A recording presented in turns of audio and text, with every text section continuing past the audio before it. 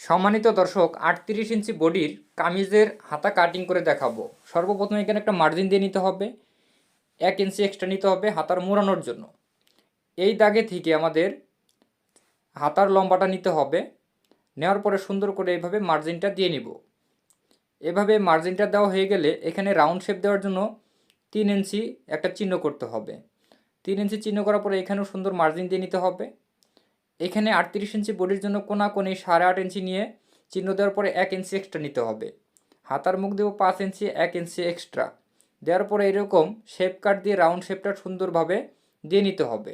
এভাবে দেখেন আমি শেপ কাটের সাহায্যে সুন্দর করে শেপটা দিয়ে নিলাম।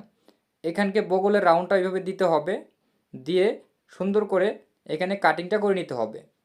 এইভাবে কাটিংটা করলে আপনাদের কামিজের হাতাটা সুন্দরভাবে মাপ মতো এবং কি পারফেক্ট হবে। তো এইভাবে কাটিংটা করে নেবেন, তাহলে হয়ে যাবে। ভিডিওটি ভালো লাগলে লাইক কমেন্ট শেয়ার করবেন। ধন্যবাদ।